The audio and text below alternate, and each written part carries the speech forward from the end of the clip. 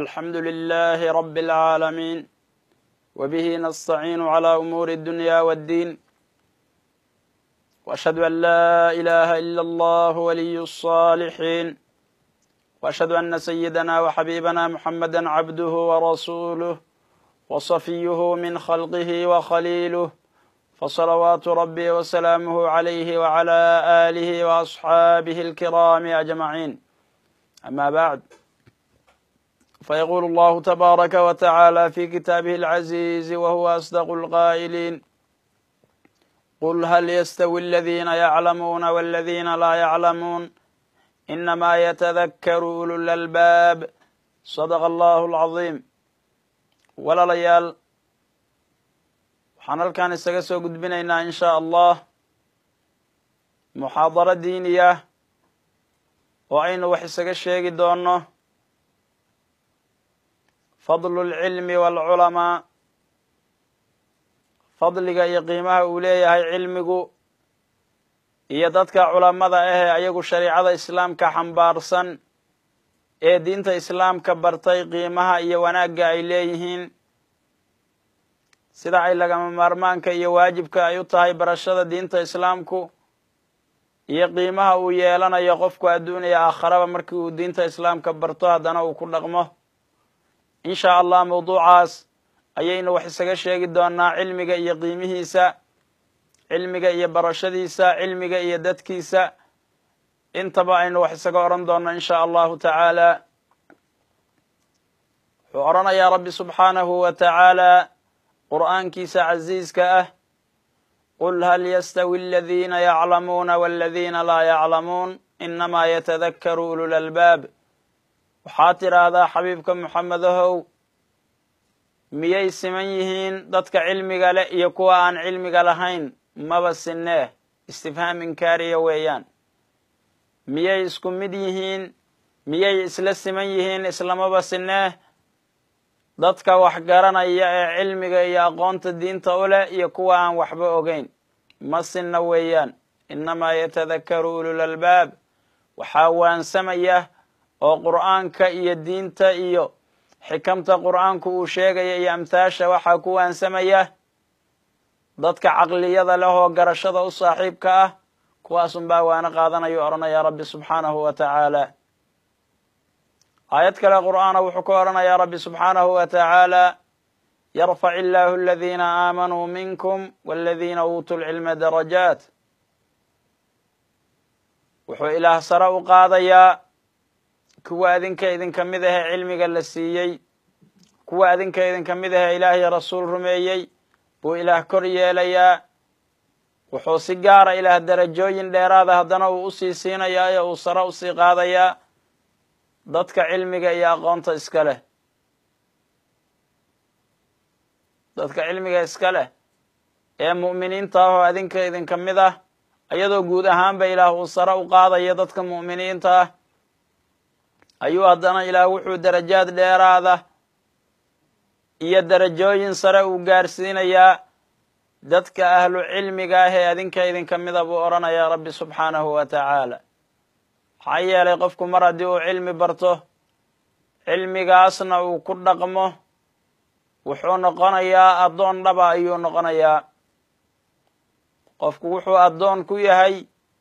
wax alla iyo wixii loo diray inuu ka soo baxo oo wixii ilaah uu ku addoonsaday oo cibaadooyinkii ilaah uu faray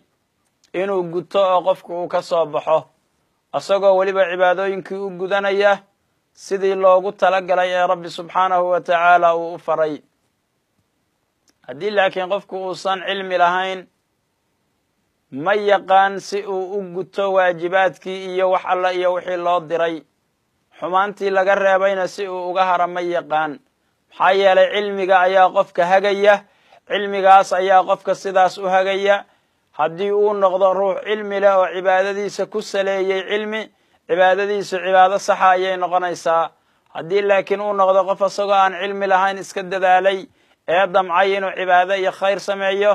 cibaadadiisii sax ma noqonaysa ilaa miisaankii ayaa ka maqane sidaa darteed wuxuu odhanayaa rabbi subxaanahu wa tacaala inamaa yakhsha allaha min cibaadihi alculamaa keliya waxaa ilaah ka baqa oo addoommadiisa ka mid ah kuwooda cilmiga leh. addoommada rabbi subxaanahu wa tacaala kuwooda cilmiga leh kuwaasoo qura unbaa ilaah ka cabsado subxaanahu wa tacaala. maxaa yeelay ruuxaan cilmi lahayn hadda si uu ilaah uga cabsadaba maba yaqaanba. ilaah ka cabsiga oo macnihiisu yahay imtithaalu alawaamiri waijtinaabu annawaahi, qofku wax alle iyo wixii loo dirayna inuu fartoomo uu qaato, wixii laga reebana uu ka haro. hadda qofkii cilmi leh ayaa fahmi kara shaygani inuu ma'muuru bihi yahay iyo inuu manhiyu canhu yahay, shay la isfaray oo la isku diray inuu yahay iyo shay la iska reebay inuu yahay. waxaa kala garan kara ruuxii cilmi leh. ruuxa cilmiga lihi markii uu ogaado shaygani shay loo diray inuu yahay wuu la imaanayaa, wuxuuna ula imaanayaa si waafaqsan cilmiga shariicada. ilaa aqoontii diinta ayuu leeyahay iyo cilmigiiye wuxuu ku salaynayaa shaygaas markii uu ogaado inuu yahay shay loo diray ayuu waafajinayaa cilmigii oo wuxuu noqonayaa shay cibaado ah oo uu u sameeyey si waafaqsan shariicada islaamka. laakiin haddii qofku uusan cilmi lahayn, xataa haddii uu u arko shaygani inuu yahay shaygii la isfaray oo diinta islaamku ayna fartay, oo uu is yidhaahdo shaygan qaado, hadda waddadii loogu talagalay kula imaan maya ilaa cilmigii baa ka maqane. sidaa darteed buuba wuxuu la mid yahay qof aan cibaadaysanba. ruuxu haddii uu cibaadada guto uuna u guto si aan waafaqsanayn shariicada islaamka. sidaasna waxaa caddaynaya xadiidkii macruufka ahaa, xadiidu lmusii'i salaatahu, ninkii salaadiisa xumeeyey xadiidkii magacaa qaatay ee la wada yaqaanay, ee ninku inta ku tukaday nabiga agtiisa calayhi salaatu wasalaam uu nabiga salaamay salawaatu rabbi wasalaamuhu calayh. nabigu markii uu salaamta ka qaaday wuxuu ku yidhi ora tuka ma aadan tukane ora hadda soo tuku yidhi nabigu calayhi salaatu wasalaam. wuu soo tukaday haddana waa soo laabtay, sidii oo kaleu nabigu mar walbaba wuxuu ku odhanayay salli fa innaka lam tusalli, ora tuka maba aadan tukane. isaga sidii ay la ahayd wuu tukanayey saxaabigaasi sida asagu uu salaada u yaqaanay, oo markaas isagoo ay la ahayd iyo dadaalkiisa wuu tukanayey. markaasuu haddana nabiga u imaanayay mar walbaba, saa nabiguna ku lahaa maba aadan tukane ora tuko.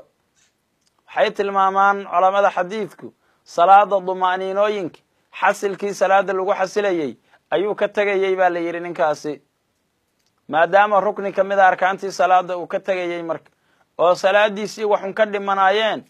baa nebigu uusan odhan waxbaa kaa dhiman iyo ee maba aadan tukan buu yidhi gebi ahaanba, waaba ka anfiyeyba salaadba. ilaa qofku haddii uu salaada rukni ka mida ka tago isagoo aan tukan ayay la mid tahay. maba aadan tukana tuko ayuu ku celcelinayay nebigu calayhi salaatu wasalaam. sidaasaa marka waxaa ilaah ka cabsan yaqaana keliya addoommada kuwooda cilmiga leh ayuu odhanayaa rabbi subxaanahu wa tacaala. nebiguna wuxuu yidhi calayhi salaatu wasalaam, xadiid mucaawiye laga wariyey baa rasuulku wuxuu yidhi salawaatu rabbi wasalaamuhu calayh, man yurid illaahu bihi khayran yufaqihhu fi ddiin. qofkii ilaah uu la doono khayr badan diinta ayuu ilaah fahamsiiyaa subxaanahu wa tacaala. faham diineed baa ilaahay siiyaa, aqoonta diinta ilaah qayb ka siiyaa, markaasuu diinta islaamka bartaa. muslim iyo bukhaari baa warinaya xadiidkaas. waxaa xadiidka dhammaystirkiisa u ahaa wuu dheeraayo oo qayb ka ahaa, wa inamaa ana qaasimun wallahu yucdi. anigu dhexdiinna ayaan ku qaybinayaa cilmigii, oo diintii ayaan idiin sharxayaa oo idiin fasirayaayo idiin bayaaninayaayo aan dhexdiinna ku sheegayaa. wallahu yucdi, ilaah baana siinayo qof walba fahamka, qofba intii ilaah uu doono ayuu u la ekaysiinayaa. dhexdiinna ayaan anugu xaqa iyo diintii aan ku sheegayaa oo ku faahfaahinayaa, qof walbana ilaah baa intii uu doono ka siinaya. markaasaa labada qof waxaa laga yaabaa saxaabada qaarkood intay xadiidka wada maqlaan ayaa qaarna xadiidkan daahirkiisaas iyo inta ay ka fahmi karaan ay ka fahmayeen, qaar kalena macno dheeraada oo aad iyo aad u sii baliiq ah oo xeel dheer ayay isla xadiidkaa kala baxayeen oo ay ka qaadanayeen. marka ilaah baa bixiya. nebigu xaqibuu dadka ku dhex sheegayey, fahmada iyo kasidana iyo xikmadana ilaah baa bixiya oo qof weliba intii uu doono ilaah u leekaysiiya subxaanahu wa tacaala yu'ti alxikmata man yashaa waman yu'ta alxikmata faqad uutiya khayran kathiira ilaah baa xikmada qofkii uu doono siiya cilmiga naafica ah ilaah wuxuu siiyaa qofkii uu doono addoommadiisa ka mida ruuxii xikmad la siiyo oo cilmi naafic ahoo waxtarle la siiyana faqad uutiya khayran kathiira khayr fara badan ayaa la siiyey qofkaas waa macnaha hadda xadiidku uu sheegayo qofkii ilaah uu khayr fara badan la doono diintaa ilaah fahamsiiyaa cilmi iyo xikmaa ilaah siiyaa fahmo iyo garasho iyo kasmo diinta islaamka ahuu siiyaa rabbi subxaanahu wa tacaala xadiid cabdullaahi bni mascuud laga wariyey baa nabigu wuxuu yidhi calayhi salaatu wassalaam isagoo noo sheegaya fadliga iyo qiimaha uu leeyahay cilmigu laa xasada ilaa fitnatayn rajulin aataahu allahu maalan fasalladahu calaa halakatihi fi lxaq warajulun aataahu allahu alxikmata fahuwa yaqdii biha wa yucallimuhaa muslim iyo bukhaari baa warinaya xadiidkaasna ma jirtuu yidhi nabigu calayhi salaatu wasalaam shay la majeersado shay la kamto oo qofku uu ku taamo u yidhaahdo allow yaa isagoo kale ku siiya laba mooyaane ma jiro ayuu yidhi nabigu calayhi salaatu wasalaam rajulun aataahu allahu maala kan koobaad waa nin ilaah xoolo badan uu siiyey haddana ilaah uu ku diray oo uu ku salladay ninkaas xoolihii inuu ku baabi'iyo uu ku bixiyo sida xaqa ah maal badan baa ilaah siiyey maalkiisiibuu wuxuu ku bixinayaa sida xaqa ah ayuu xoolihiisii ku baabi'inayaayo uu ku bixinayaayo waa qof sadaqo badan oo sida xaqa ah iyo sida khayrku ku jiro iyo meel walboo khayra ayuu maalkiisii ku bixinayaa inta ilaah xoolo badan siiyey kaasoo kale waa la jeclaadaayo waxaa la yidhaahdaa allow yaa isagoo kale kaa dhiga ninkaa wanaagga badan ee xoolaha inta ilaah siiyey haddana deeqsinimada ilaah ugu darayo xoolihiisii oo dhanba ku dhammaynaya oo ku baabi'inaya meelaha khayrka ah kan labaad wa rajulun aataahu allahu alxikma waa nin ilaah uu cilmi iyo xikmo siiyey fa huwa yaqdii biha wa yucallimuhaa wuxuu ku xukminayaa oo uu dadka ku kala xukumayaa cilmigii ilaah uu siiyey dadkii buuna sii barayaa haddana kaasoo kalena waa la jeclaadaayo waxaa la yidhahdaa allow yaa taasoo kale adna ku gaarsiiya qof ilaah inta cilmi siiyey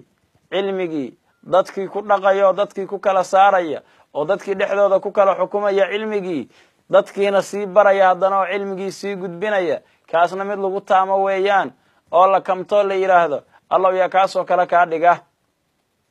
xadiidka muslim iyo bukhaara warinaya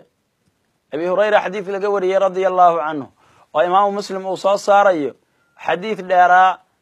baa xadiidkaa nabigu wuxuu ku yidhi calayhi salaatu wasalaam qeyb ka mid a waman salaka dariiqan yaltamisu fiihi cilma sahala allahu lahu dariiqan ila aljanna qofkii waddo qaada isagoo cilmi raadinaya ilaah wuxuu u sahlaya oo u fududeeyaa waddadii uu jannada ku tegi lahaa buu yidhi nabigu calayhi salaatu wasalaam imaamu muslim baa bixinaya xadiidkaana qof alle iyo qofkii waddo mara oo waddo qaada isagoo doonaya inuu cilmi soo barto cilmi inuu faa'iidaysto cilmi inuu soo kororsado dadka inuu cilmi iyo wanaag u faa'iideeyo qofkii waddo qaada meel khayr isagoo u socda oo cilmi iyo khayr raba inuu soo kororsado ilaah baa wuxuu u fududeeyaa qofkaas waddadii uu ku gaari lahaa jannada ayuu yidhi nabigu calayhi salaatu wasalaam aad iyo aad ayay qiimo u leedahay marka ruuxu inuu isku mashquuliyo barashada cilmiga xilligaasuu cilmiga baranayo ee uu ku mashquulsan yahay barashadii cilmiga waddadii cilmiga lagu baran lahaa iyo intii loo mari lahaana uu ku guda jiro ayaa qofka isaga ah ilaah wuxuu u fududaynayaa waddadii uu jannada ku gaari lahaa sida uu nabigeenu noo tilmaamay calayhi salaatu wasalaam abidarda waxaa laga wariyey radia allahu canhu inuu nabigu yidhi calayhi salaatu wasalaam man salaka dariiqan yabtagii fiihi cilma sahala allahu lahu dariiqan ila aljanna qofkii waddo mara oo waddo qaada isagoo cilmi raadinayo waddadaa cilmi ku dalbaya ilaah baa wuxuu u fududeeyaa waddadii uu jannada ku gaari lahaa baa ilaah u fududeeyaa wa ina almalaa'ikata latadacu ajnixataha lidaalibi alcilmi ridan bima sanac malaa'igta ilaahayna waxay garbaheeda u fidinaysaa oo ay dhowraysaa oo ay sidaas garbaheeda iyo baalasheeda garbaheeda ugu fidinaysaa ruuxa cilmiga baranaya ridan bimaa sanac ayadoo malaa'igtu ku qanacsan oo raadi ka ah qofkaasi waxa uu samaynayo. cilmi barashada qofkaani uu samaynayo oo ku guda jiro iyo barashadaas cilmiga uu baranayo ficilkaa uu samaynayo ayadoo malaa'igtu raadi ka ah oo ku qanacsan ayay garbaheeda bay u dejinaysaa qofka asaga ah ee cilmiga baranaya ayuu yidhi nabigu calayhi salaatu wasalaam. wa ina alcaalima layastakfiru lahu man fi samaawaati waman fi lard xata alxiitaanu fi lmaa. qofka caalimka ah waxaa dembi dhaaf ilaahay u weydiiya kuwa malaa'igta kuwa samooyinka ku sugan iyo dhulka inta ku sugan, xataa bahalkan la yidhaahdo kalluunka, xata alxiitaanu fi lmaa, kalluumada biyaha ku jira xataaba ha ahaadeene ilaah bay dembi dhaaf u weydiinayaan. ruuxa caalimka ah ilaah diintiisa yaqaan intaas ayaa u ducaynaysa. ahlu samada oo dhan, malaa'igta iyo arwaaxda dadka wanaagsan iyo in alla iyo inta ilaah u doortay ee samooyinka ku nool iyo inta ciidda ku nool oo makhluuqa, xataa kalluunka biyaha ku jira baa u ducaynaya oo ilaah dembi dhaaf u weydiinaya ruuxa caalimka ah. wuxuu kaloo kusii daray nabigu calayhi salaatu wasalaam wa fadlu lcilmi cala alcaabidi ka fadli alqamari cala saa'iri alkawaakib. ruuxa caalimkaa fadliga iyo qiimaha uu dheer yahay kan kale aan cilmiga lahayn ee iska cibaadaysta waxay la mid tahay ka fadli alqamari calaa saa'iri alkawaakib. dayaxu qiimaha uu dheer yahay xidigaha kale intaasoo kale ayuu ruuxa caalimka ahina dheer yahay qofka kale ee aan cilmiga lahayn. meel dayax joogo, dayax 14aada leylat albadri ayay riwaayooyinka qaar ku soo arooreen. dayax hameenka 14 jooga oo 14aada inta uu dheer yahay xidigaha sida uu uga nuur badan yahay waynu wada naqaanaa, iyo dayaxaasi qiimaha uu dheer yahay xidigaha. inta dayaxaasi dheer yahay oo kale ayuu ruuxa caalimka ahina dheer yahay kan kale ee caabidka ah ee aan caalimka ahayn buu yidhi nabigu calayhi salaatu wasalaam. sida dayaxa loogu hanuuno oo qof walba ayba iftiinkaa dayaxa uu u raaco oo asaga loogu hanuunayo, sidaasoo kale ayaa ruuxa caalimka ahina wuxuu ummadda ula mid yahay dayaxu meesha uu ka joogo xidigaha dhexdooda oo kale. dayax iyo xidiga inta isku joogaan oo kale ayuu ruuxa caalimka iyo dadka kaleba iskula mid yihiin. isaga ayaa la ifsanayaa marka, isaga ayaa la hoos joogaa, isaga ayaa la weydiisanayaa cilmigii diinta, isaga ayaa lagu soo hiranayaa. wa ina alculamaaa warathatu lambiyaa. wuxuu nabigu kusii daray calayhi salaatu wasalaam culammadu waxay dhaxleen ambiyada. wa ina alambiyaaa lam yuwarithuu dinaaran walaa dirhama wa inamaa warathuu alcilm faman akhada bihi akhada bixadin waafir ayuu yidhi nabigu calayhi salaatu wasalaam. culammadu waa kuwa dhaxlay ambiyada ilaahuu soo diray. ambiyadana lagama dhaxlin oo dadka uma aysan reebin oo dhaxal ahaan dadka uma aysan siin dirham iyo dinaar, dinaaran walaa dirhama, dinaar iyo dirham midnaba wax lacaga iyo wax xoolaa oo ambiyadu ay dadka dhaxal u siiyeen oo ay dhaxal ahaan dadka ugu reebeeni ma jiraan. wa inamaa warathuu alcilm, cilmi ayay ka tageen ambiyadu, cilmi ayay dadka dhaxal siiyeen, cilmi ayay dadka u reebeen. cilmigaas qofkii qaato oo wax ka qaatana waa qof nasiib weyn qaatay buu yidhi nabigu calayhi salaatu wasalaam. qayb weyn iyo dheef weyn qof qaatay weeyaan cilmigaa ambiyada laga dhaxlay qofkii wax ka helahin ayuu yidhi nabigu calayhi salaatu wasalaam. culammadu marka waxay u taagan yihiin, dadka diinta islaamka yaqaanaay waxay u taagan yihiin oo ay gacanta ku hayaan dhaxalkii ambiyada.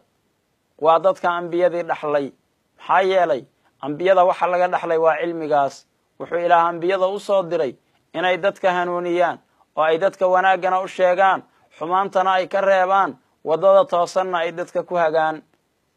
akhlaaqdaas marka iyo wadiifadaas laga soo gaaray ambiyadii ilaahay oo ambiyada laga dhaxlay, dadka dhaxalkaa nasiibka u yeeshay oo dhaxalkii ambiyada nasiibka u yeeshay dadka cilmiga yaqaana weeyaan. faman akhada bihi akhada bixadin waafir ayuu yidhi nabigu calayhi salaatu wasalaam. qofkii qayb ka qaata cilmigaas waa qof dheef weyn iyo nasiib weyn qaatay ayuu odhanayaa rasuulku salawaatu rabbi wasalaamuhu calayh. xadiidkaas abi daawuud iyo tirmidi ayaa warinaya. aad iyo aad ayay u fara badan yihiin axaadiidta ka warramaysa barashada cilmiga iyo qiimaha uu leeyahay ruuxa cilmiga bartay ee diinta islaamka ama baranaya oo markaa ku guda jira ama se hore u bartay oo markaa sii baahinaya asagu diinkii. wuxuu yidhi nabigu calayhi salaatu wasalaam xadiid cabdullaahi bni mascuud laga wariyey, nadara allahu imra'an samica mina faballagahu kamaa samicah faruba muballagin awcaa min saamic. xadiidkaasna waxaa warinaya tirmidi, wuxuuna ku tilmaamayaa xadiid xasan ahoo saxiixa inuu yahay. nadara allahu imra'an samica mina, ilaa ha nuuriyo wejigiisa, ilaa ha ifiyo qofkii wax naga maqla oo haddana shaygii uu naga maqlay faballagahu kamaa samic, sidii uu u maqlay dadkii u gaarsiiyey oo u gudbiyey buu yidhi nabigu calayhi salaatu wasalaam. faruba muballagin awcaa min saamic, waxaa badan qof cilmiga la soo gaarsiiyey haddana ka xifdi badan qofkii asagu dhegaystay oo goobjoogga ka ahaa. ilaa ha nuuriyo qalbigiisa iyo wejigiisa iyo asagoo dhanba qofkii wax naga maqla oo axaadiidta iyo cilmiga naga dhegaysta ayuu yidhi nabigu calayhi salaatu wasalaam. intii uu naga maqlayna dadka ugu sii gudbiya sidii uu u maqlay oo kale, tabtii uu u maqlay isagoo aan waxba ka bedelayn, waxna aan ku darayn, waxna aan ka dhimayn, qofkii u gudbiya kaasuu nabigu u duceeyey calayhi salaatu wasalaam. waxaa badan buu yidhi qof asaga la soo gaarsiiyey cilmigii oo ka xifdi badan oo ka weelayn badan ruuxii asagu maqlay, kaas ayaa badan buu yidhi nabigu calayhi salaatu wasalaam. xadiidkaasna imaamu tirmidi ayaa warinayo xasan saxiixa ku tilmaamaya sida aynu sheegnay. sidoo kale nabigu calayhi salaatu wasalaam wuxuu tilmaamay mar walbaba cilmiga iyo barashadiisa iyo khayrka iyo wanaagga la dhegaysanayo qofka mu'minka ahi inuusan ka daalayn. wuxuu yidhi rasuulku salawaatu rabbi wasalaamuhu calayh, lan yashbaca almu'minu min khayrin yasmacuhu xataa yakuuna muntahaahu ljanna. ruuxa mu'minka ahi kama dhergo khayr uu maqlayo ilaa yoolkiisa ugu dambeeyaahi uu jannada ka noqdo ayuu yidhi nabigu calayhi salaatu wasalaam. waxaa lagu yaqaanaa mu'minka mar walbaba inuusan khayrka ka dhergin iyo waanada iyo dhegaysiga cilmiga iyo maqlidda uu maqlayo khayrka. mu'minku kama dhergayuu yidhi ilaa yoolkiisa ugu dambeeyaahi uu jannada noqdo ayuu yidhi nabigu calayhi salaatu wasalaam. xadiidkaasna imaamu tirmidi ayaa warinaya, saxaabiga abu saciid alkhudri ahaa ayaana laga wariyey. waa calaamad marka lagu yaqaan ruuxa mu'minkaa mar walbaba inuu barashada cilmiga iyo dhegaysiga khayrka uusanba ka daalin ruuxu haddii uu yahay mu'min dhaba. taas ayuu nebigu ku tilmaamaya calayhi salaatu wasalaam. qofkii dee cilmiga bartay ee haddana sii gudbinaya oo dadka sii baraya dadkii oo cilmigii usii sheegaya ummadda, kaasna ajri gaara iyo qiimo gaara ayuu ku yeelanayaa bulshada dhexdeeda. xadiid laga wariyey saxaabigii ahaa sahlu bnu sacdin baa nebigu wuxuu yidhi calayhi salaatu wasalaam, wuxuu la hadlayey sayid cali bin abi aalib. sayid cali baa nebigu wuxuu ku yidhi calayhi salaatu wasalaam, la an yahdiya allahu bika rajula waaxida khayrun laka min xumri nacam. in ilaah uu adiga dartaa iyo sababtaada ku soo hanuuniyo hal nina oo keliya baa waxay kaaga khayr badan tahay xoolaha kuwooda gagaduudan. carabta ayaa waxay aada u jeclaayeen xilligaas, oo xoolihii la haystay baa waxa ugu khayr badna loogu jeclaayo ugu fiicnaa geela gagaduudan. geela dacarka ah ee midabkaa gaduudkaa leh ayay carabtu ugu jeclaayeen geelasha iyo xoolahoo dhanba. marka wuxuu yidhi in uu adiga dartaa ilaah uu hal ruuxa ku soo hanuuniyo baa waxay kaaga fiican tahay oo ay kaaga khayr badan tahay xoolaha kuwooda gagaduudan. waa geelaase waxaa kaaga fiican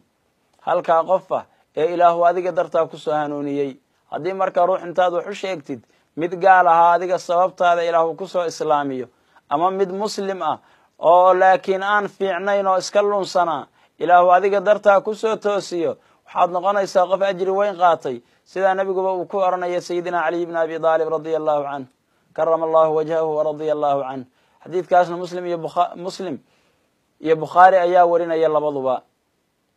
sidoo kale xadiid kale ee kaas la macnaa isagoo nabigu tilmaamaya calayhi salaatu wasalaam qofkii wanaagga iyo cilmiga dadka inta ugu yeera dadkuna ay ka qaataan wanaaggaas iyo hanuunka ajriga iyo qiimaha uu leeyahay baa nabigu wuxuu yidhi calayhi salaatu wasalaam xadiid imaamu muslim uu soo bixinaya abi hureyrena laga wariyey man dacaa ilaa huda kaana lahu min alajri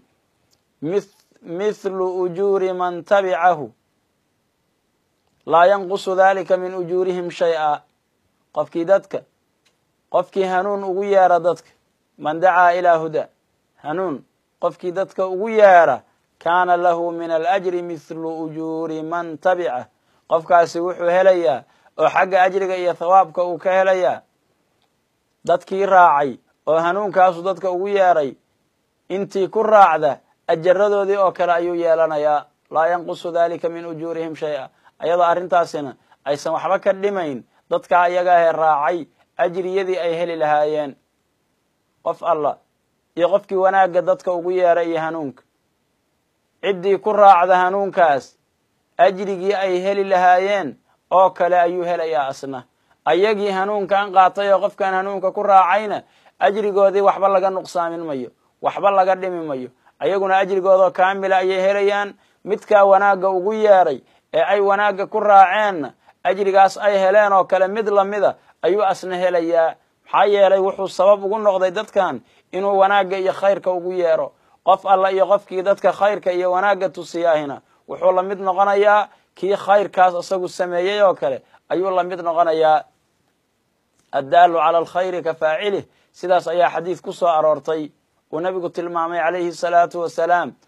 ruuxa dadka khayrka tusiyaah inuu la mid yahay kii asagu khayrka sameeyey oo kale wax wanaagsan qofkii dadka tusiya oo wax wanaagsan ugu yeera markaasna dadkii ay wanaaggii sameeyaan kan sameeyey wanaagga ajrigiisii oo kale ayuu asna helayaa sida uu nabigu tilmaamaya calayhi salaatu wasalaam qiimahaas iyo sharaftaas ayuu leeyahay marka ruuxa ahlu cilmiga ee diinta islaamka inta bartay oo ku dhaqmay haddana dadkii sii baraya oo dadkii ugu yeeraya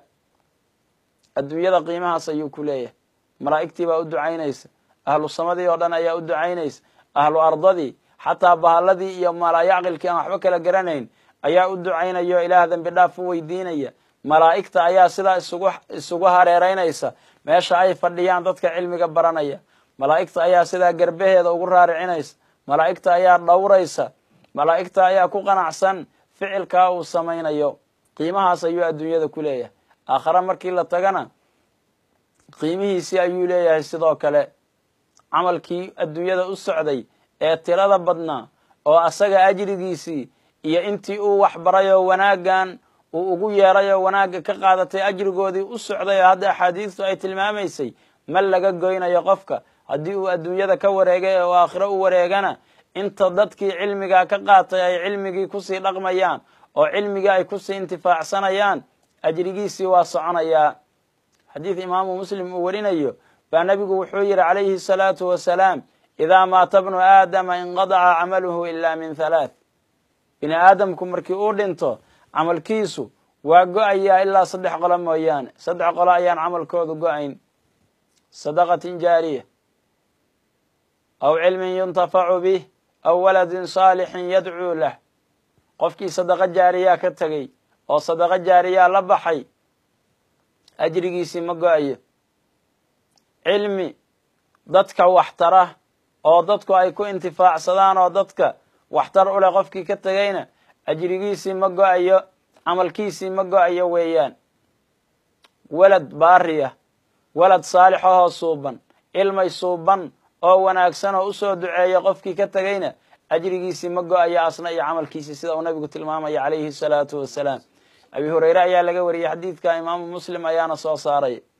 qof alla iyo qofkii sadaqo jaariyaah la baxa inta uu adduunyada joogo camalkiisii ma go-ayo waa sadaqo soconaysa oo jaariyaah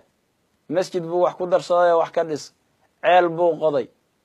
geeda ayuu tallaalay shay asaga gadaashii sii jiraya oo sadaqaahoo sii soconaya qofkii ka taga camalkiisii waa u soconayaa cilmi lagu intifaaco maxalu shaahidku waa halkan qofkii cilmi dadka bara oo cilmi ummadda u reeba cilmigaasoo dadkii ay ku intifaacayaan oo dadkii wax u taraya oo dadkii ay ku dhaqmayaan ay baranayaan ay ku camal falayaan oo ay sii barayaan cilmigaasi inta uu sii socdo oo intii ka baratay iyo intii ka baratay iyo inta kale inta cilmigaas laguba sii intifaacayo qofkaasna camalkiisii ma go-ayo bal waaba loo sii laban laabayaaba qofkii asagu uu cilmiga baray qofkani ajrigiisii buu helayaa kii uu cilmiga baray oo ardayga u ahaa baa mid kale sii baray ajrigiisii laba ayaa loo sii laabaya ilaa midkii asagu uu wax baray ayaa dad kale sii baraya cilmigii iyo diintii iyo qur'aankii iyo khayrkii sidaas ayaa loogu sii laban laabaya mar walba ee farciisa uu sii bato kaasna ajrigiisii waa sii kordhayaa aw waladin saalixin yadcuu lah ilmay wanaagsan oo u soo duceeya salaaxaas iimaan ayaa lagu fasiray ilmay mu'mina walad muslimahoo toosan oo u soo duceeya qofkii ka tago ilmihiisi ay u ducaynayaan oo ay leeyihiin ilaahu waalidkeennii u naxariisana kaasna ajrigiisii iyo camalkiisii waa soconayaa buu yidhi nabigu calayhi salaatu wassalaam qofkii hadda ilmaha marka hore tarbiyaysta oo wax wanaagsan barta oo ilmihiisa geeya meelaha wanaagga iyo cilmiga laga baranayo ee ilmihiisa ku ababiya inay waalidkooda u duceeyaan inay waalidkooda baari u noqdaan oo ilmay sidaasoo u soo duceeyo ka tegey waa midkaa qofka ajrigiisa uu soconaya laakiin qofku hadduu intaasoo dhanba dabamareeyo oo ilmihiisii uu geeyo meel siyaasad iyo lagu barto arrimo gaara iyo mabda' gaara iyo dana siyaasadeedoo gaara oo lagu ababiyo ilmaha waalidkooda inaysan fiicnayn waalidkooda inay waxun samayn jireen in qofku haddii uu dhinto aan loo ducayn karin in haddii uu dhinto qofku aan sadaqa la bixin karin hadda kaas maxaa u soconaya aan isweydiine ilma u soo duceeyo wanaagsan qofkii ka taga waa qofkaas qofka camalkiisii uu soconayaayo ajrigiisii uusan go-ayn maadaama ilmagaani camalkiisii iyo kasabkiisiiba uu ka mid yahay sidaa darteed waxaynu isku boorinaynaa walaalayaal in waalidiinta muslimiinta ee soomaaliyeed ay ka taxadaraan ilmahooda marka koowaad inay ku dadaalaan tarbiyaynta iyo hagaajinta ilmahooda marka labaadna inay u meel dayaan meesha ay ilmahooda geysanayaan iyo cidda ay ilmahooda diinta ka barayaan iyo ilmahooda meesha ay geynayaan inay ka warqabaan ayaa la doonayaa haddii ilmihii subixii la iska diro ee la yidhaahdo dugsi bay ii aadaan ama masjid bay ii aadaan wax lasoo barayana aadan ka warqabin meesha wax lagu bartana aadan war ka hayn waxaa dhacaysa waxaa hadda wada dhacay oo aynu la wada soconno imisaa ilmo sida ay dugsi u aadayeen oo loo moodayay dugsi iyo masjid inay ku maqan yihiin laga war helay haddana inta balaayo lagu shubay oo fikir qaldan laga dhaadhiciyey oo bambaanooyin iyo wax lagu xiray naftiisiiba gooyey dad muslimiinana halaagay oo tiradii ka batay waalidkii dhalay marka khayr iyo ayaga waxaa laga yaabaa inay ka ahayd ilmagaagu waxa kuu barto laakiin aysan u meel dayin meesha ay wax ka barayaan iyo cidda ay ilmahooda ku aaminayaan iyo waxa ay barayaan imise ayaa ilmo yaryar oo waxbarasho lala rabay oo waxbarasho la geeyey haddana waxun la baray imisaa waalidkoodii wax ka sheegaysa oo mar walbaba aynu aragnaa imisaa odhanaysa waalidkeennii khuraafaad bay ku jireen iyo baadil bay ku jireen iyo xaggay ahaayeen iyo meeshii la rabay qofku inuu waalidkii baari u noqdo asagu uu u duceeyo ayayba ayagii wax ka sheegayaan mar walbaba waa arrin aa wada aragteen oo aad markhaati ka tihiin oo dacaayad iyo barabagaando aan ahayn iyo cid wax laga sheegayo wax lagama maarmaana marka oo qofka mu'minkaa oo muslimkaa dan u ah qofkii raba wanaag inuu helo qofkii raba ilmihiisa inuu ka soo baxo waajibkii ka saarnaa ha bara diinta islaamka qaabka uu ku baraya iyo dadka uu ka barayana ha ka fiirsado si berri ka maalin asagana waajibkoodii uu uga dhaco oo ilmaha tarbiyadoodii iyo waxbaridoodii iyo nidaamkoodii qof ka soo baxay uu u noqdo asna ay anfacaan markii uu adduunyadan ka wareego oo ay ugu soo duceeyaan oo dad wanaagsan oo diintii islaamka ku toosan oo ayagiina nabadgalay lagana nabadgalay ay u noqdaan laakiin meel walbaba haddii la geeyo oo aan loo kala aaba yeelin waxyaabihii dhacay iyo waxyaabo ka sii xun ayaa dhici doona sidoo kale qofka ahlu cilmiga marka asagoo dhintay oo adduunyada ka wareegay ayaa sidaas ajrigiisii iyo camalkiisii u soconaya uusan u go-ayn. cilmigiisii ayaa soconaya, markaasuu wuxuu la mid yahay asagoo hadda camalkii samaynaya oo kale, maadaama cilmigaa naafica uu ka tegey, cilmigiina asaga gadaashii lagu intifaacayo, ajrigoodiina uu u socdo dadkaas, buu wuxuu la mid yahay qof aan dhiman oo kale. wuxuu yidhi xakiimkii: akhulcilmi xayun khaalidun bacda mowtihi wa awsaaluhu taxta turaabi ramiim waduljahli maytun wahwa yamshi cala athara yudanu min alaxyaa'i wahwa cadiim. qofka wuxuu yidhi ahlu cilmiga ah ee cilmiga u saaxiibkaa waa qof nool oo weligiis waaraya iyadoo seedihiisii ay ku baaliyoobeen ciidda ka hoos, ayadoo mar hore qabriga la dhigay oo jirkiisii u isdaayey oo ciidda hoosteeda mar hore asagoo ku baaliyoobay oo xilli hore geeriyooday oo naga qarsoomay oo ciidda hoosteeda lagu aasay, ayuu haddana wuxuu la mid yahay xayun khaalid, qof nool oo adduunyada jooga oo adduunyada ku waaraya ayuu la mid yahay buu yidhi. maxaa yeelay cilmigiisii baa lagu intifaacayaa, dadkii uu waxbaray baa cilmigii ku intifaacaya, ayagii baa sii faafinaya, ajrigiisii baa sidiisii ugu socday iyo camalkiisi. qof nool oo adduunyada jooga oo adduunyada ku waaraya ayuu la mid yahay buu yidhi asagoo mar hore geeriyoodayo xubnihiisii ay isdaayeen. waduljahli maytun wahwa yamshi cala athara yudanu min alaxyaa'i wahwa cadiim. qofka laakiin jaahilka ah ee aqoon laawaha ah oo aan diinta islaamka aqoon waa qof dhintay buu yidhi asagoo ciidda korkeeda maraya. marka uu adduunyada kula joogo uu nool yahay oo uu ciiddan korkeeda ku socdo buuba wuxuu la mid yahay qof dhintay oo kale, wax qiimaaba uusan lahayn. yudanu min alaxyaa'i wahwa cadiim.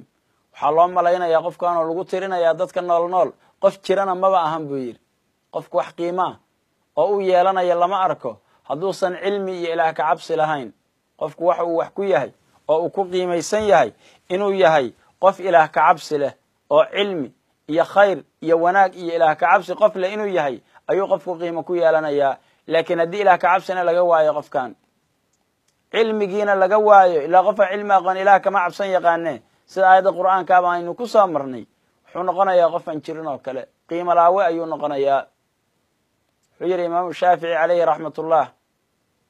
waman faatahu tacliimu waqta shabaabihi fakabir calayhi arbacan liwafaatihi xayaatu lfataa wallahi bilcilmi waatuqa idaa lam yakuna la ctibaara lidaatihi. qofkii waxbarashadu ay dhaafto xilliga uu yar yahay, fakabir calayhi arbacan liwafaatih, 4 jeer korkiisa ku takbiirso oo salaatuljanaaزada ku tuka ayuu yidhi marka uu dhinto. markii uu dhinto 4taa takbiirood la imow oo salaatuljanaaزadii isaga tuko, ama qof dhintay oo kale ayuuba la mid yahay. xayaatu lfataa wallahi bilcilmi waatuqa. qof dhintay ayuu la mid yahay midkaas aqoontii ay dhaaftay oo aan wax baran, intuu yaraana aan wax baran, markii uu weynaadana aan wax baran oo aan ka faa'iidaysan. ilaa waxbarashada qofku haddii ay yaraanta ku dhaafto, hadhowtii markuu weynaado haba ku adkaatee dib wuu ka baran karaa. intii unuu ka gaaro ayuu baran karaa, markaasoo uu iscaymin karaa qofku. wuxuu yidhi xayaatu lfataa wallahi bilcilmi waatuqa. qofka qiimihiisu ilaah baan ku dhaartaye waa cilmiga iyo ilaah ka cabsiga ayuu yidhi. idaa lam yakuna la ctibaara lidaatihi. haddii labadaas aan laga helin qofka, oo cilmi iyo ilaah ka cabsi labadaas midkoodna aan laga hel, labadaas haddii aan laga helinna wax qiimaha uu leeyahay oo qofka muuqaalkiisu wax qiimaha uu leeyahay lama arka ayuu yidhi. maba la fiirinayo, waxna laga soo qaadi mayo qofka muuqaalkiisaane. qofku waxa uu ku qiimaysan yahay bilcilmi waatuqa weeyaan, cilmiga iyo ilaah ka cabsiga ayuu qofku ku qiimaysan yahay. haddii labadaas laga waayana wax qiimaa male ayuu yidhi jiritaankiisu. qof ciidan iska jooga ee aan ilaahay abuurtana ka cabsanayn, cilmigii uu ilaah uga cabsan lahaana aan aqoon, ee iska saawiraho asaga dhan iska aqoon laawaa, hadda wax qiimaaba maba lahanba. waa sida imaamku hadda uu tilmaamayo, wax qiimaha uu leeyahayba lama arko. laakiin qofku haddii uu ahlu cilmi yahay ee uu diintii islaamka bartay oo si saxan uu u bartay, uguna dhaqmayo sidii uu u bartay, adduunyada qiimahaas ayuu ku leeyahay aynu soo sheegnay. markii uu dhintana qiimahaas ayuu yeelanayaa oo waxa weeye camalkiisiiba ma go-ayaba, camalkiisiina weli waa sii soconaya. sidoo kale berri qiyaamaha markii la tagana wuxuu ka mid noqonayaa dadka shafaacada samaynaya oo ilaah u ergoonaya oo dadka u shafeecaya ayuu ka mid noqonayaa. sayd cuثmaan bin cafaan waxaa laga wariyey radia allahu canhu in nabigu uu yihi calayhi salaatu wasalaam yashfacu yowma alqiyaamati 3 saddex ayaa shafaaco qaadaysa ayuu yidhi maalinta qiyaame. 3 qolo ayaa ergeynaysa ayuu yidhi alambiyaa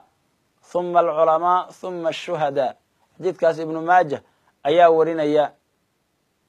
wuxuu yidhi 3 qolo ayaa qiyaamada markii la gaaro shafaaco qaadaya oo dadka u ergeynaya ilaahna uu shafaacadooda aqbalayaa. ambiyada ayaa ugu horeeyaan, way shafaacayaan ambiyadu.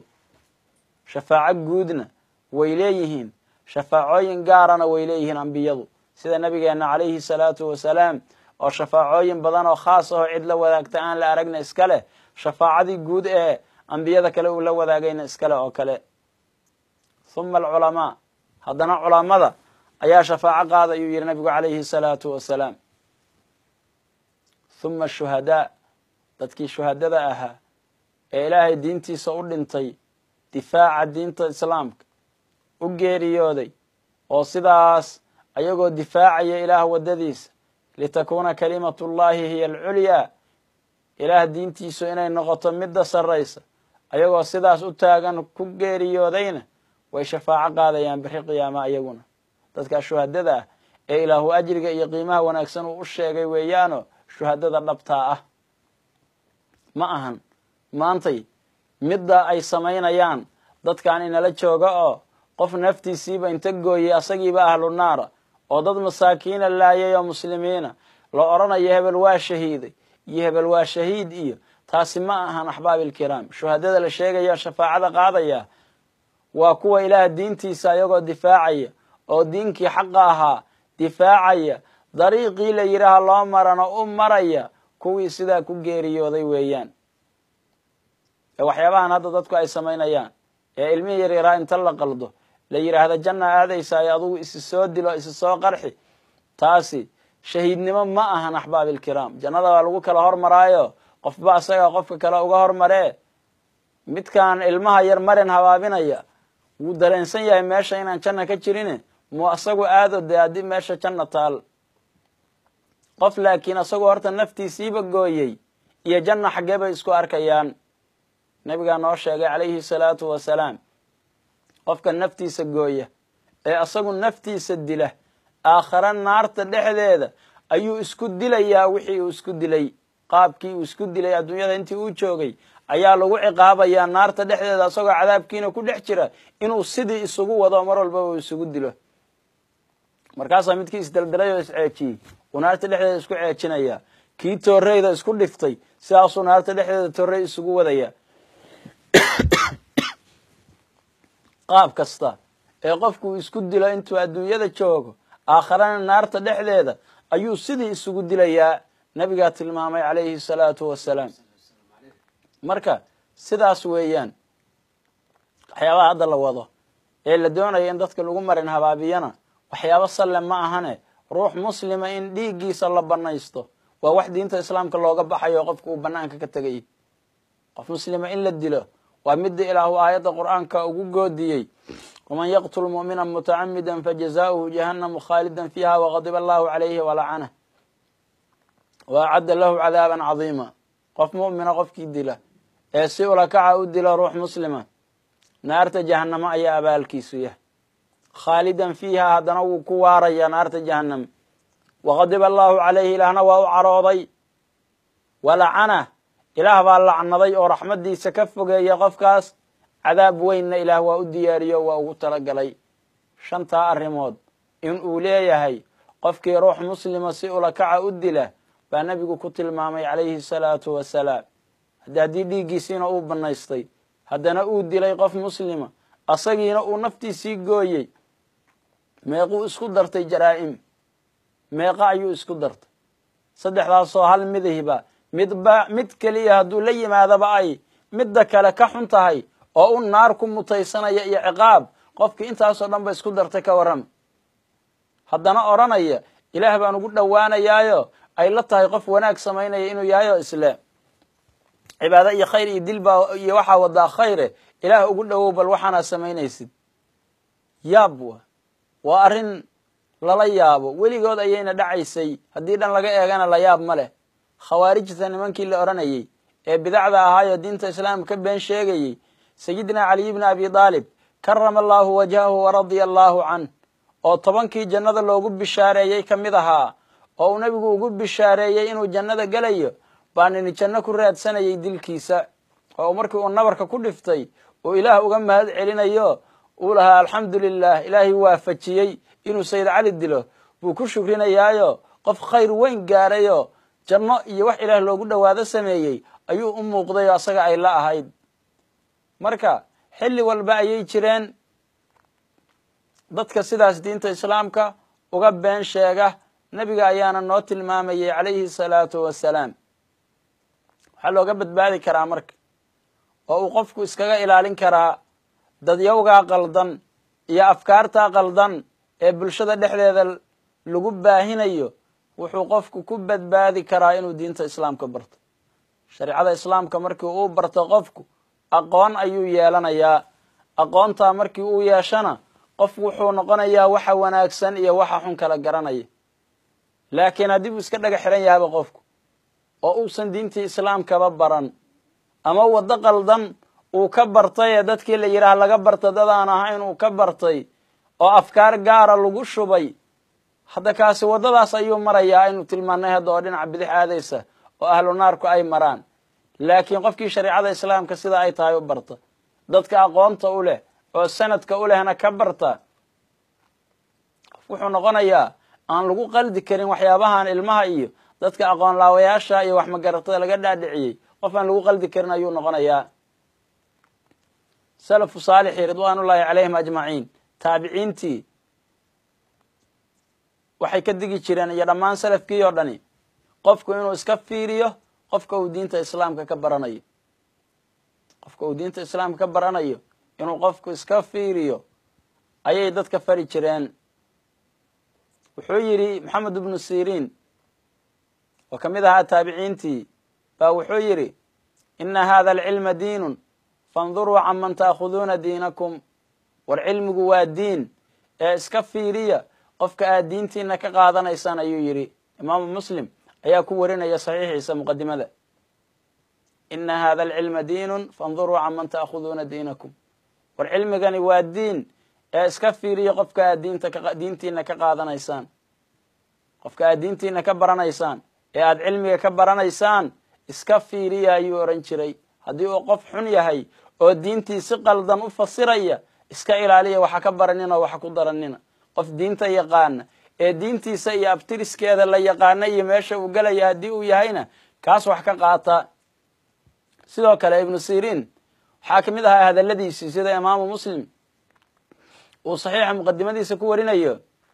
lam yakunuu yas'aluuna can ilisnaad ma aysan ahayn buu yidhi kuwa isweydiiya xadiidka abtiriskiisa iyo sanadkiisa isma aysan weydiin jirin buu yidhi xilligii hore falamaa waqacat ilfitnatu qaaluu markii fitnadii ay dhacday oo bidcooyinkii ay soo ifbaxeen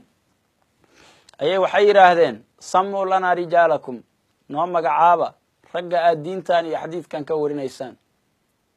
fayundaru ilaa ahli sunna fayu'khadu xadiiduhum waxaa la fiirinayaa dadka ahlu sunnada ah markaasaa xadiidkooda la qaadan jiray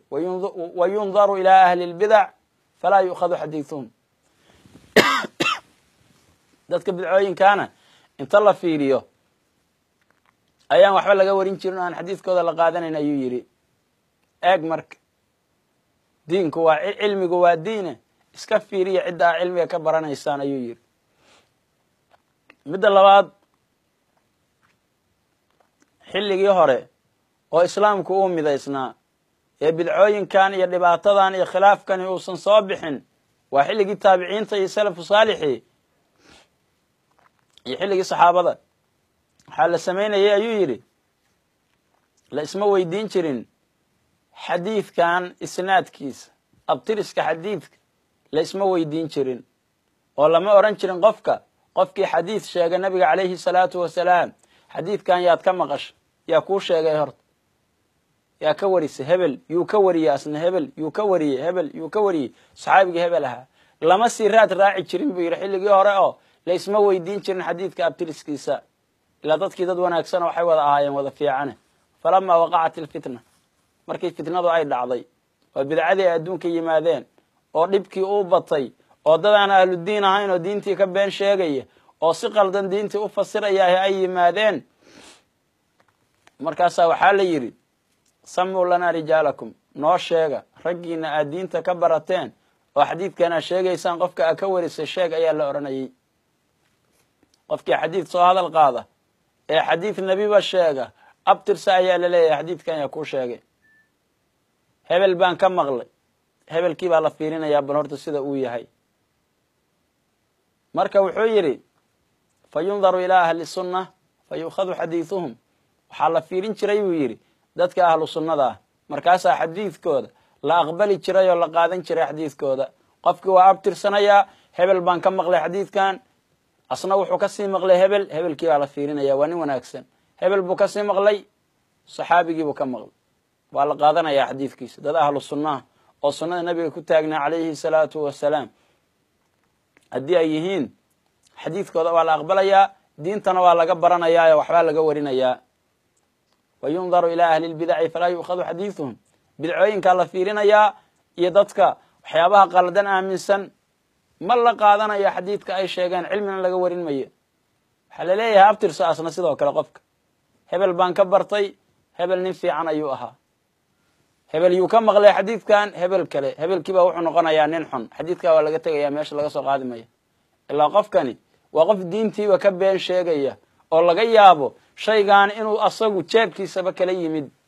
wax laga soo qaadayo warkooda lama arka marka hadalkooda wax laga soo qaadaya lama arkay meeshaasaa loo daynaya dadka wanaagsan oo sunnada nabiga ku taagan oo abtiriskaa diinta leh ayaa diinta laga warinayay qofkii ku abtirsada dad aan fiicnaynna xadiidkiisa meesha lagama qaadayn noo kaadiya ayaa la odhanayay taas ayaa waxay noqotay marka miisaanka lagu kala garto dadka wanaagsan iyo dadka xuxun qof walba abtirsa ayaa la odhanayay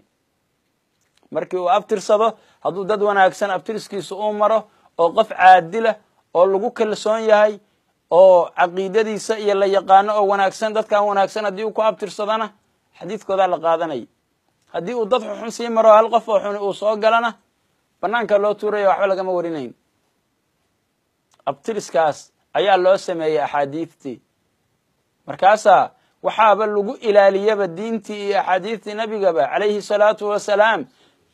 isnaadkaas iyo abtiriskaas sanadkaas ayaa lagu ilaaliyey haddii aan sidaas la odhan lahaynna qof waliba xadiid buu keeni lahay odhan lahaa kani waa xadiid kani waa xadiid kani waa xadiid markaasaa waxaa lagu kala saaray abtiriskaas qofkii xadiid sheegaba abtirsa ayaa meesha u taal markaasuu wuxuu yidhi cabdullahi bnu mubaarak alisnaadu min addiin walowla alisnaadu laqaala man shaaa maa shaa isnaadku diinta ayuu ka mid yahay buu yidhi abtiriska xadiidka lagu abtirsado oo loo abtiriyo qofkan la yidhahda yaa wax ka baratay diinta ayay ka mid tahay buu yidhi walowla alisnaadu laqaala man shaaa maa shaa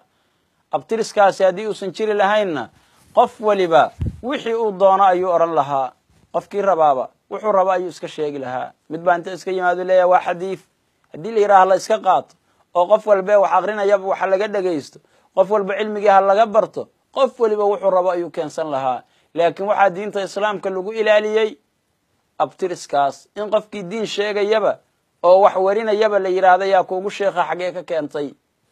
meel gaari maya marka haddii loo abtiriyo ama wuxuu sii marayaa dad xuxun oo beenaalayaala ama dad aan lagu kalsoonayn markaasaa banaanka loo tuuraya asagii warkiisiiba haddii qof wanaagsan uu yahayna raggii wanaagsanaayo la yaqaanay ayuu ku abtirsanayaa markaasaa cilmigiisii la qaadanaya marka bidcooyinkii soo baxay oo adduunkan soo maray ee cilmiga sheegan jiray oo lahaa qur'aanka iyo xadiidkan ku dhegannahay qur'aanka iyo sunnada madhabtoodii iyo wixii ay faafin jireen waa hore ayay dabar go-een muctasile ayaa ugu waqti dheerayd 300 oo sano meelahaas ayay jireen ayagiina waa dabar go-een raggii kale oo qadariye iyo murji'a iyo